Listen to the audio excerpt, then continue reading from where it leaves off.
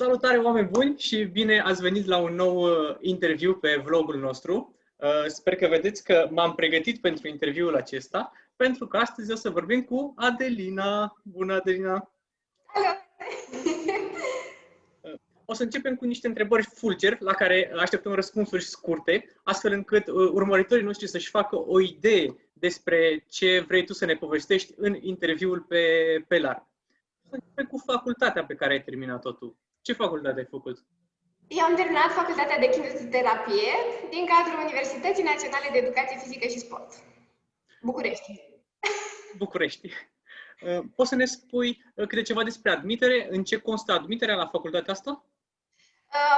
Excluzând anul acesta minunat, nebun, până acum aveam probă eliminatorie, probă fizică, un sport la alegere, dintre basket, fotbal, handbal, gimnastică, atletism și cam astea cred că sunt în mare. Ulterior exista și probă scrisă, unde am avut probă de anatomie și gramatică limba română. Wow, deci și biologie, și gramatică, și sport. Da. Spune-ne, ai putut să lucrezi în timpul facultății sau se poate lucra în timpul facultății? În principiu, eu am lucrat pe perioada masterului, dar și pe perioada facultății și pe perioada masterului se poate lucra în principiu cu program flexibil, pentru că aveam destul de mare cerință din punct de vedere al prezenței la cursuri și la lucrări practice. Și atunci, cumva, trebuia așa, un program...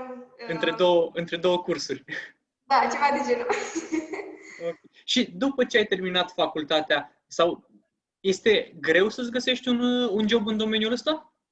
Eu aș zice că nu și chiar nu mi-a fost absolut deloc greu să-mi găsesc un job, pentru că este un domeniu care chiar se dezvoltă foarte, foarte bine în perioada asta. Au apărut din ce în ce mai multe clinici, din ce în ce mai multe domenii conexe ale kinezoterapiei și asta e foarte, foarte fain. Înțeleg. Și acum ce lucrezi? Acum am un business al meu, Super tare. pe direcția asta de sport și nutriție și stil de viață sănătos. Foarte tare. Poți să ne spui niște avantaje ale meseriei acestea? Putem să le combinăm, adică asta de kineziterapeut și de trainer, bănuiesc că... Da. Ca și avantaje, din punctul meu de vedere, ambele domenii vin în sprijinul oamenilor și pentru mine asta a fost mereu un avantaj și un mare plus, pentru că întotdeauna mi-am dorit să contribui în viața oamenilor și să fac un bine efectiv. Iar cel de-al doilea avantaj pe care l-aș menționa este faptul că este un domeniu tot mai căutat și un domeniu de perspectivă. Din ce în ce mai mulți tineri și din ce în ce mai mulți oameni în general sunt orientați către direcția recuperării și către direcția aceasta de a fi în formă, a se simți bine și până la urmă avea o stare de bine. Deci este pe crește, un domeniu care crește, să spun. Și un domeniu căutat până la urmă, da. Sunt și părți negative în domeniul ăsta sau e totul lapte și miere? Fără miere că nu e... Bineînțeles că sunt și dezavantaje, n-am în principiu să nu fie. În domeniul kineziterapiei, cel puțin ca și entry level, satisfacția din punct de vedere financiar nu este chiar cea mai bună, dar în timp clar ai satisfacția asta că ai ajutat oamenii.